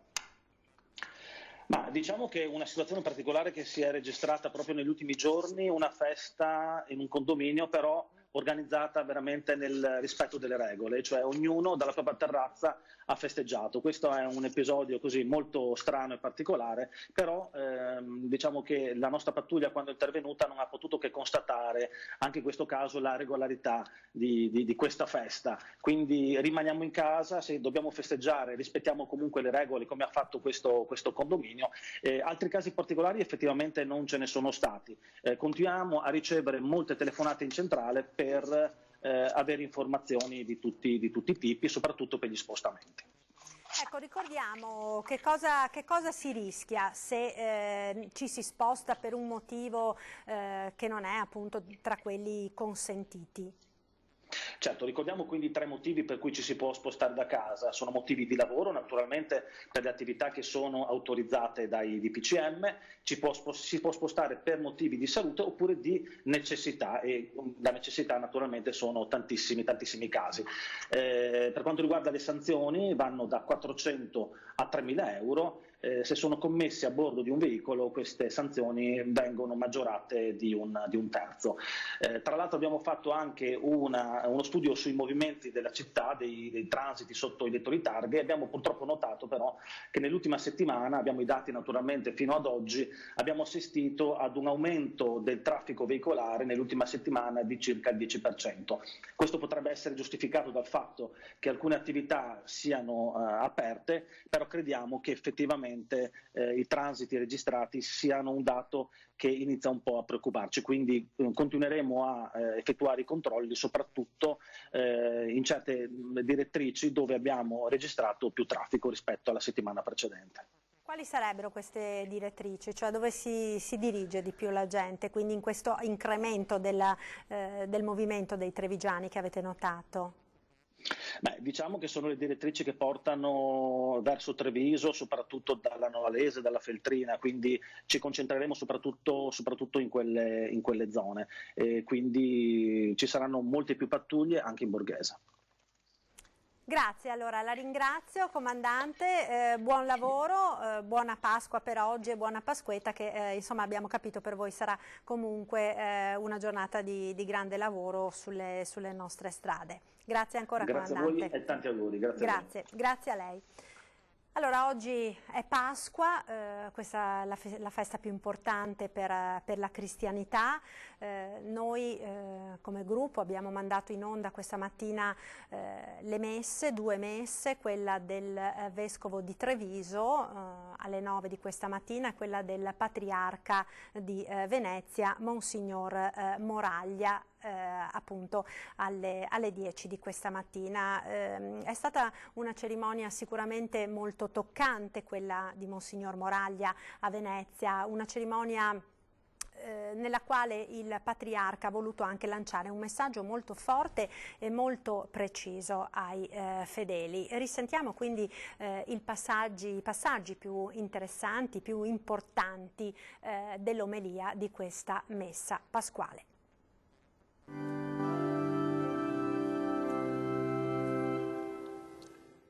Carissimi, col canto dell'Alleluia giunga a tutti l'augurio di Santa Pasqua. Ringrazio Rete Veneta e Antenna 3 che ci permette anche oggi di poterci unire, seppur in modo mediatico, alla celebrazione eucaristica. Saluto il signor Prefetto, il dottor Zappalorto, e il signor Sindaco che rappresenta qui tutta la città di Venezia. Ho sentito questa mattina il Presidente Zaia che è ora a Marghera per coordinare l'unità di crisi. Anche a lui, insieme al Prefetto, al Sindaco, dico il mio grazie e il mio augurio di una buona Pasqua. Saluto anche il comandante dei Carabinieri di Venezia.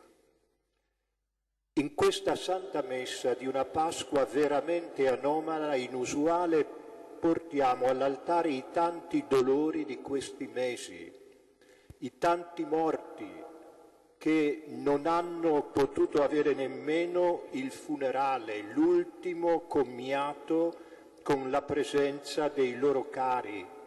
Consentitemi di ricordare qui Giorgia, che lascia 2 figli, Giacomo, Carlotta, il marito Marco, e con vera commozione il nostro carissimo diacono Giulio Saltarin, che lascia la moglie Livia. Ricordiamo però tutti i deceduti senza distinzione. Una preghiera per loro, un ricordo particolarissimo va con rispetto infinito ai troppi medici e operatori sanitari che hanno pagato con la vita il loro generoso contagio, il loro generoso servizio ai contagiati di Covid-19. Affidiamo al Signore la nostra volontà di ripartire, sapendo che i veneti hanno sempre dato il meglio di sé quando si è chiesto loro di stringere i denti. Siamo abituati a farlo. Il segretario generale di Unioncamere Veneto, il dottor Crosta, che è anche il presidente della nuova Fondazione Marcianum, ricorda: la ripresa è difficile, servirà un supporto alle imprese e il raccordo tra Regione, le Camere di Commercio e io aggiungo anche il Comune di Venezia, perché Venezia è particolarmente esposta per la situazione che la riguarda, vive di turismo e il turismo sarà un reparto che faticherà molto a partire a livello mondiale. Le associazioni dovranno pensare e ancora fare un patto tra di loro. Le associazioni di categoria, i sindacati, perché i corpi intermedi siano luogo di dialogo costruttivo e non di polemiche inutili. Carissimi, l'Evangelista Marco, protettore di tutte le terre venete, certamente ci aiuterà nella difficile, progressiva fase di ripartenza. Facciamo nostra l'esortazione del Vangelo appena proclamato. L'angelo disse alle donne: non abbiate paura, non è qui, è risorto, vi precede in Galilea, là lo vedrete. Pasqua annuncia la vita, la vittoria della vita sulla morte. In Gesù risorto si torna a vivere, questa è la certezza che deve guidarci in questi giorni segnati da tanti, troppi lutti, in attesa di quelli, come dicevo, della ripresa. La vita è più forte della morte, la morte non è l'ultima parola sull'uomo. Così, come sempre accade, i problemi rimbalzano e sedimentano sul territorio, dove la gente non fa politica astratta, ma vive concretamente. Così il Covid-19 ci ha costretti a fermarci. L'Italia è un paese fermo che deve ripartire, ma costringendoci a fermarci, Covid-19 ci ha obbligati a riflettere. La nostra società così frenetica ha bisogno di tornare a riflettere uscendo dal pensare politicamente corretto, che interessa solo ai politici di professione. Bisogna uscire da schemi preconfezionati, da parole che risuonano retoriche. La nostra epoca erroneamente pensava di aver archiviato le ideologie e invece è portatrice di un'ideologia più sottile e insidiosa, quella del riduzionismo, ossia non sapere o non voler cogliere il tutto, che ha anche un altro nome, bene comune. Fermarsi ad un aspetto, fermarsi al particolare, isolare una pratica e un interesse considerandolo il tutto, alcuni esempi: la generazione ridotta a riproduzione, l'educazione a pura istruzione, la politica a governabilità a tutti i costi, dimenticando la rappresentanza reale della democrazia. Dobbiamo andare oltre il pensiero strumentale, ossia l'efficientismo, quello che si pone solo alcune domande come: in che modo posso fare una cosa? E non chiedendosi più perché la faccio o è bene farla. La crisi del nostro Occidente, prima di tutto, è culturale. Sono venute meno le domande sul senso della vita che fondano l'etica, e una società senza etica non ha presente e non ha futuro. Sì, prima di chiedersi come fare una cosa, bisogna chiedersi perché la si fa o se è bene farla. Il desiderio di tornare a pensare, stimolati dal dramma che stiamo vivendo, ci porta a interrogarci sulla vulnerabilità personale e sociale.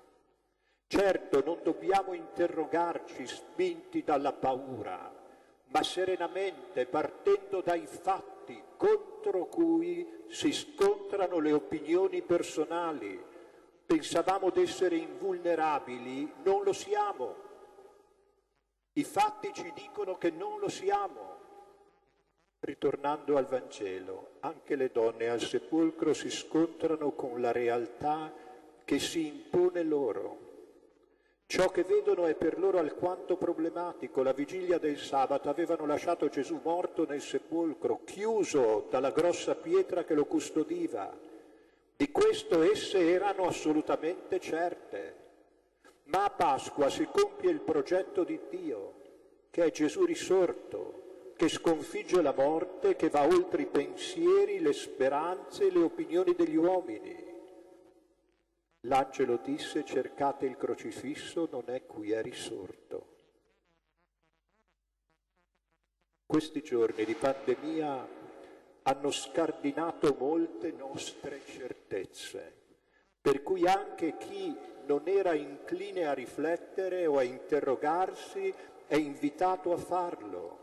Pensavamo d'essere protetti dalle tutele assicurative, sanitarie e pensionistiche, e invece ci siamo riscoperti fragili, oltremodo vulnerabili. I fatti ci hanno riportato drammaticamente a una realtà. I fatti ci obbligano, come furono obbligate le donne la mattina di Pasqua. Arrivarono al sepolcro con le loro certezze. Gesù è morto. Con la memoria viva di ciò che avevano visto coi loro occhi la sera della vigilia del sabato. Le nostre certezze.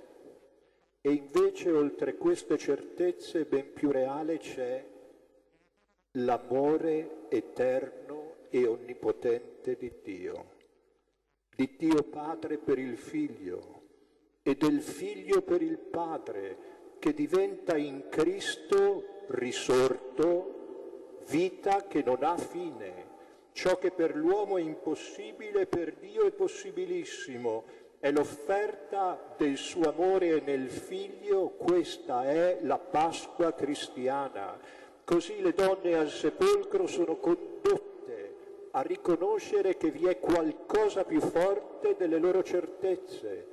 La Pasqua cristiana è quindi quel piccolo seme che cade in terra, muore e solo così diventa spiga, produce frutto in abbondanza o diventa albero tra i cui rami gli uccelli vengono a fare il nido.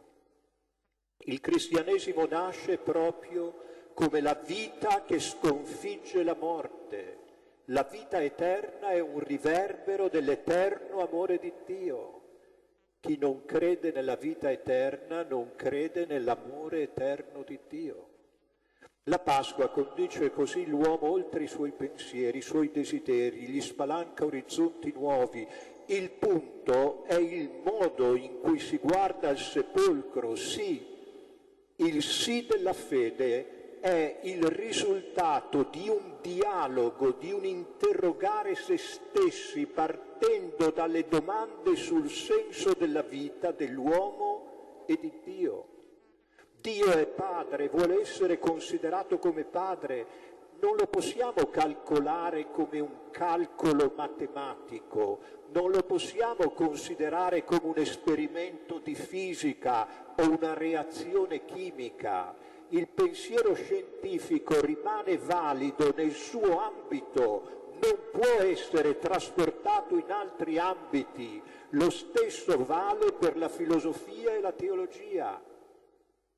È come se io volessi fare poesia enunciando dei teoremi matematici, o se volessi fare un esperimento fisico coi canoni della poesia romanza. Ora, se un figlio scrive una lettera a suo padre e gli confida i segreti del suo cuore, sa che non sta dimostrando un teorema di geometria, che non sta scrivendo una lettera commerciale. C'è quindi, come detto, modo e modo di guardare il sepolcro vuoto, di leggervi i segni che esso custodisce, di collegare il tutto alla vita di Gesù, al suo Vangelo, che è annuncio di bontà, di misericordia e di salvezza. Una lettura non condizionata da stati emotivi, da pregiudizi ideologici scientistici, ma in sintonia con le domande che la fede suscita, diventa una crescita, un dialogo verso una luce nuova, la luce della Pasqua, la luce del risorto. Una nuova vita che non riguarda innanzitutto i comportamenti esteriori, ma la conversione del cuore, e che chiama in causa non solo affetti e sentimenti, ma guardate anche lo stesso modo di pensare l'uomo, di pensare la famiglia, di pensare la società. La cultura fa parte della fede, declinata in modo rigorosamente laico. I valori umani che nascono dal Vangelo non possono essere avvertiti solo emotivamente, ma dicevo prima debbono essere anche pensati, posti in termini di bene comune. Carissimi, con l'aiuto di Dio, nei prossimi mesi dovremo rimboccarci le maniche. Non dovremo solo cercare equilibri nuovi, ma trovare una nuova saggezza nell'organizzare la filiera che conduce al bene comune di un territorio, di uno Stato, di una comunità di Stati, del mondo intero. Anche in questo ci aiuterà la luce della Pasqua, che guarda l'uomo prima nel suo bisogno di solidarietà e inclusione, poi di consumo e anche di performance. In questo periodo di emergenza sanitaria e di grande difficoltà economica dobbiamo riflettere sulle nostre responsabilità di uomini in ordine al senso dell'esistenza di un domani che ci attende e che non sarà né facile né scontato, e proprio per questo non ci fa paura. Per questo dobbiamo imparare a vivere il messaggio della Pasqua anche come cittadini, non solo all'interno dei nostri cuori, ma anche come annuncio dato al mondo di oggi. È nel cantiere della storia che si costruisce la vera speranza cristiana, la certezza che Cristo ha vinto insieme al peccato ogni atteggiamento disumano. A noi, suoi discepoli, dirlo, nella fede, facendoci portatori di una nuova visione dell'uomo che guarda proprio all'umanità di Cristo, che è l'unico progetto di Dio per una storia riconciliata e riconciliante. Colei che in questo tempo pasquale viene salutata Regina del Cielo, aiuti tutti a saper portare un po' di cielo nella nostra convivenza quotidiana, ovvero ci aiuti a portare un raggio di autentico amore. Il Signore è risorto, è davvero risorto. Auguri a tutti.